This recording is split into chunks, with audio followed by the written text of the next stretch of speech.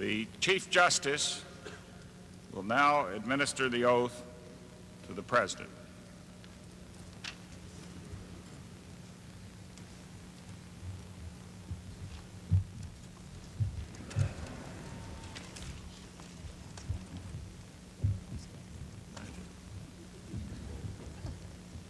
Mr. President, are you ready to take the oath?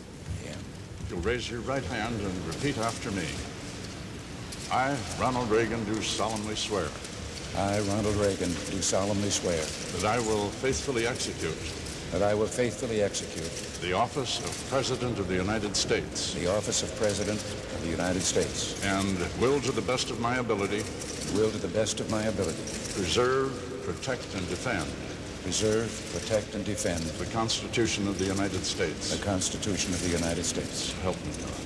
So help me God. My congratulations, sir.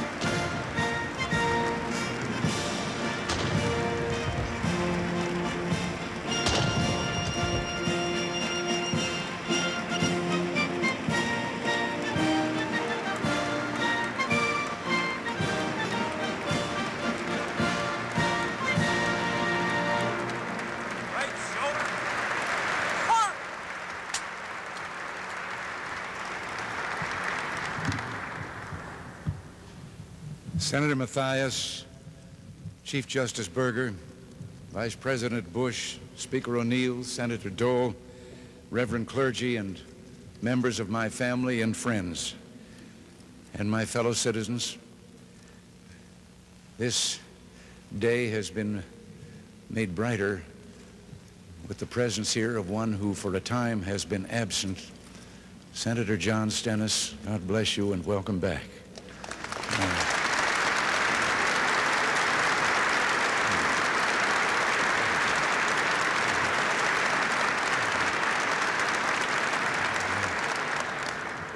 There is, however, one who is not with us today. Representative Gillis Long of Louisiana left us last night, and I wonder if we could all join in a moment of silent prayer.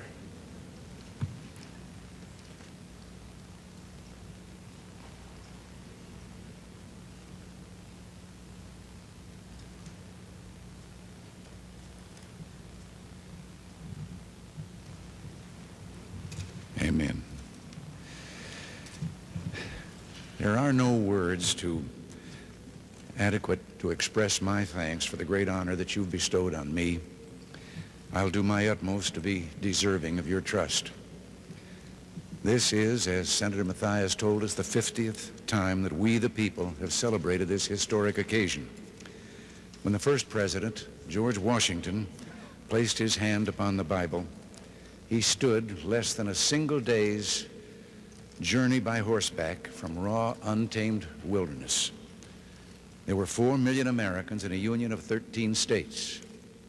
Today, we are 60 times as many in a union of 50 states. We've lighted the world with our inventions, gone to the aid of mankind wherever in the world there was a cry for help, journeyed to the moon and safely returned. So much has changed, and yet we stand together as we did 2 centuries ago. When I took this oath 4 years ago, I did so in a time of economic stress. Voices were raised saying that we had to look to our past for the greatness and glory. But we, the present-day Americans, are not given to looking backward. In this blessed land, there is always a better tomorrow. 4 years ago, I spoke to you of a new beginning, and we have accomplished that. But in another sense, our new beginning is a continuation of that beginning created 2 centuries ago, when, for the first time in history, government, the people said, was not our master, it is our servant. Its only power, that which we, the people, allow it to have. That system has never failed us. But for a time, we failed the system. We asked things of government that government was not equipped to give. We yielded authority to the national government that properly belonged to states or to local governments or to the people themselves. We allowed taxes and inflation to rob us of our earnings and savings and watched the great industrial machine that had made us the most productive people on earth slow down and the number of unemployed increase. By 1980, we knew it was time to renew our faith, to strive with all our strength toward the ultimate in individual freedom consistent with an orderly society. We believed then and now there are no limits to growth and human progress when men and women are free to follow their dreams. And we were right.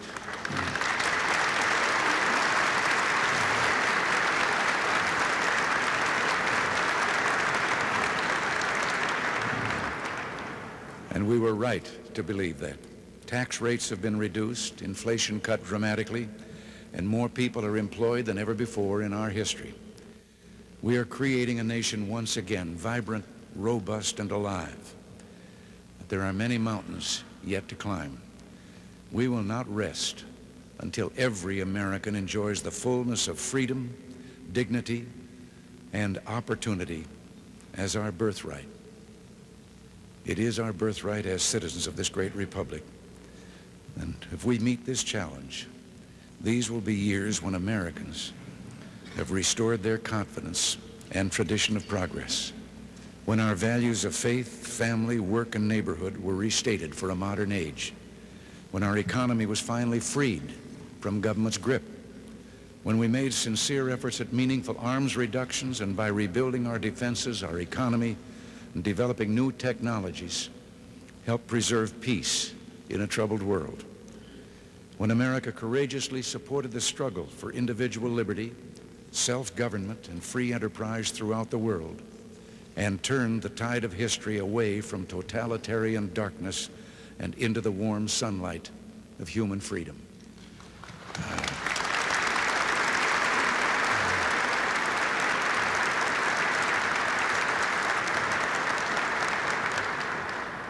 My fellow citizens, our nation is poised for greatness. We must do what we know is right and do it with all our might. Let history say of us, these were golden years when the American Revolution was reborn, when freedom gained new life and America reached for her best. Our two-party system has solved us and served us, I should say, well over the years, but never better than in those times of great challenge when we came together not as Democrats or Republicans, but as Americans united in a common cause.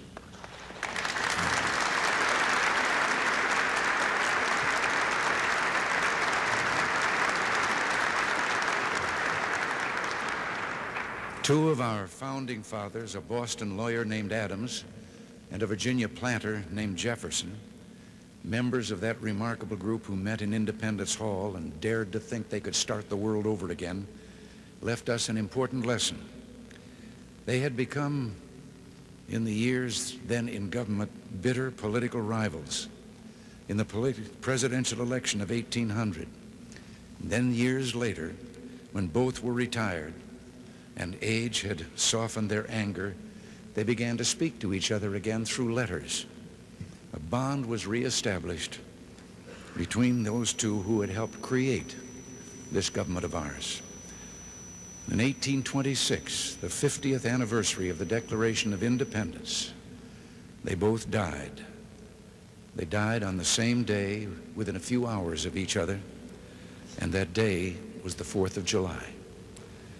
In one of those letters exchanged in the sunset of their lives, Jefferson wrote, "It carries me back to the times when, beset with difficulties and dangers, we were fellow laborers in the same cause, struggling for what is most valuable to man, his right of self-government, laboring always at the same oar, with some wave ever ahead threatening to overwhelm us, and yet passing harmless, we rode through the storm with heart and hand." Well, with heart and hand, let us stand as one today. One people under God, determined that our future shall be worthy of our past. As we do, we must not repeat the well-intentioned errors of our past. We must never again abuse the trust of working men and women by sending their earnings on a futile chase after the spiraling demands of a bloated federal establishment. You elected us in 1980 to end this prescription for disaster, and I don't believe you re-elected us in 1984 to reverse course.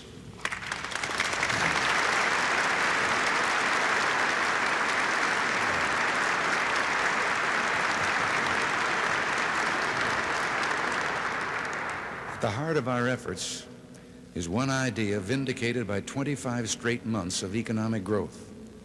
Freedom and incentives unleash the drive and entrepreneurial genius that are the core of human progress. We have begun to increase the rewards for work, savings, and investment, reduce the increase in the cost and size of government and its interference in people's lives. We must simplify our tax system, make it more fair, and bring the rates down for all who work and earn. We must think anew and move with a new boldness so every American who seeks work can find work, so the least among us shall have an equal chance to achieve the greatest things, to be heroes who heal our sick, feed the hungry, protect peace among nations, and leave this world a better place. The time has come for a new American emancipation, a great national drive to tear down economic barriers and liberate the spirit of enterprise in the most distressed areas of our country. My friends, together we can do this, and do it we must, so help me God. From new freedom will spring new opportunities for growth, a more productive, fulfilled, and united people, and a stronger America. An America that will lead the technological revolution and also open its mind and heart and soul to the treasures of literature, music, and poetry, and the values of faith, courage, and love. A dynamic economy with more citizens working and paying taxes will be our strongest tool to bring down budget deficits. But an almost unbroken 50 years of deficit spending has finally brought us to a time of reckoning. We've come to a turning point, a moment for hard decisions. I have asked the cabinet and my staff a question, and now I put the same question to all of you. If not us, who? And if not now, when? It must be done by all of us. Going forward with a program aimed at reaching a balanced budget, we can then begin reducing the national debt. I will shortly submit a budget to the Congress aimed at freezing government program spending for the next year. Beyond this, we must take further steps to permanently control government's power to tax and spend. We must act now to protect future generations from government's desire to spend its citizens' money and tax them into servitude when the bills come due. Let us make it unconstitutional for the federal government to spend more than the federal government takes in.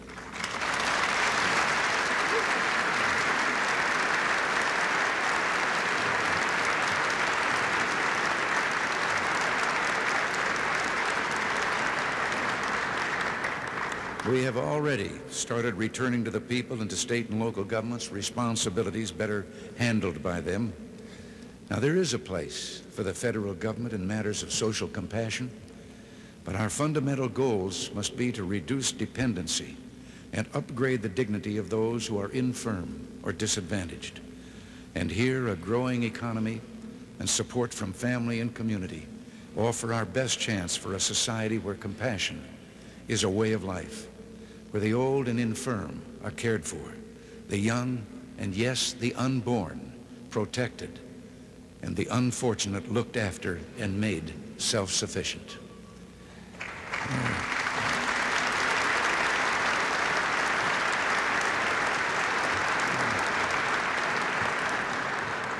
Now, there is another area where the federal government can play a part. As an older American, I remember a time when people of different race, creed, or ethnic origin in our land found hatred and prejudice installed in social custom and, yes, in law. There's no story more heartening in our history than the progress that we've made toward the brotherhood of man that God intended for us.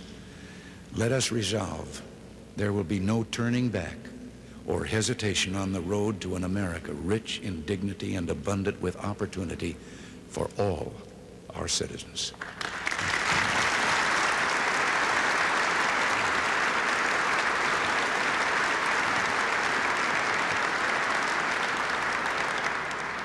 Let us resolve that we, the people, will build an American opportunity society in which all of us, white and black, rich and poor, young and old, will go forward together, arm in arm. Again, let us remember that though our heritage is one of bloodlines from every corner of the earth, we are all Americans pledged to carry on this last best hope of man on earth.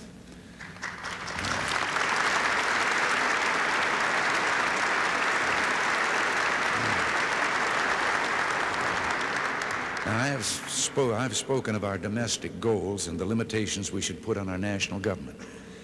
Now let me turn to a task that is the primary responsibility of national government, the safety and security of our people. Today we utter no prayer more fervently than the ancient prayer for peace on earth. Yet history has shown that peace does not come, nor will our freedom be preserved by goodwill alone. There are those in the world who scorn our vision of human dignity and freedom. One nation, the Soviet Union, has conducted the greatest military buildup in the history of man, building arsenals of awesome offensive weapons. We've made progress in restoring our defense capability, but much remains to be done. There must be no wavering by us, nor any doubts by others, that America will meet her responsibilities to remain free, secure, and at peace.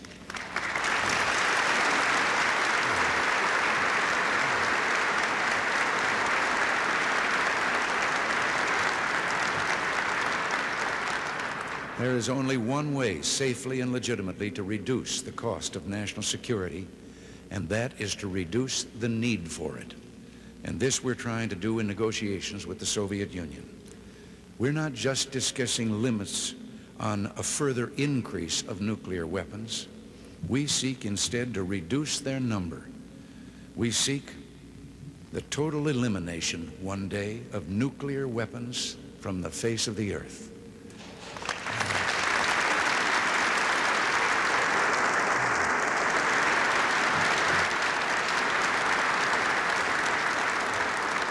Now, for decades, we and the Soviets have lived under the threat of mutual assured destruction.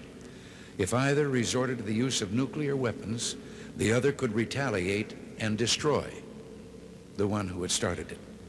Is there either logic or morality in believing that if one side threatens to kill tens of millions of our people, our only recourse is to threaten killing tens of millions of theirs? I have approved a research program to find, if we can, a security shield that will destroy nuclear missiles before they reach their target. It wouldn't kill people. It would destroy weapons. It wouldn't militarize space. It would help demilitarize the arsenals of Earth.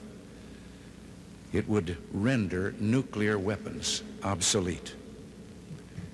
We will meet with the Soviets hoping that we can agree on a way to rid the world of the threat of nuclear destruction. We strive for peace and security, heartened by the changes all around us. Since the turn of the century, the number of democracies in the world has grown fourfold. Human freedom is on the march, and nowhere more so than in our own hemisphere. Freedom is one of the deepest and noblest aspirations of the human spirit. People worldwide hunger for the right of self-determination, for those inalienable rights that make for human dignity and progress. America must remain freedom's staunchest friend, for freedom is our best ally.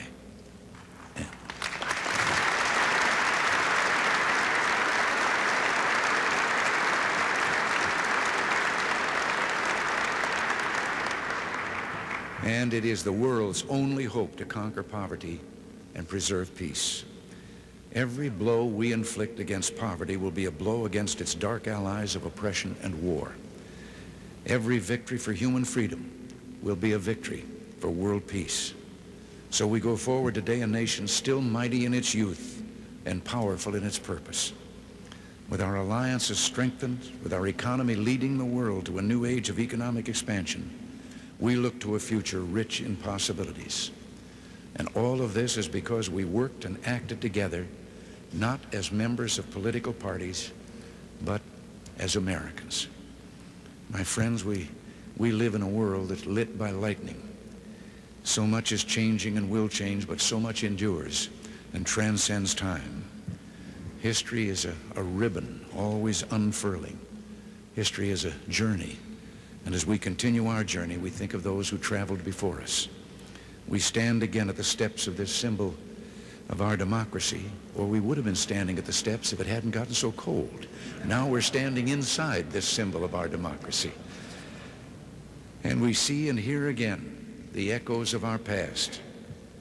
A general falls to his knees in the hard snow of Valley Forge. A lonely president paces the darkened halls and ponders his struggle to preserve the Union. The men of the Alamo call out encouragement to each other. A settler pushes west and sings a song, and the song echoes out forever and fills the unknowing air. It is the American sound. It is hopeful, big-hearted, idealistic, daring, decent, and fair. That's our heritage. That's our song. We sing it still. For all our problems, our differences, we are together as of old.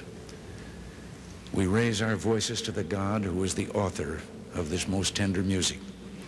And may he continue to hold us close as we fill the world with our sound in unity, affection, and love. One people, under God, dedicated to the dream of freedom that he has placed in the human heart, called upon now to pass that dream on to a waiting and a hopeful world. God bless you, and may God bless America. Thank you.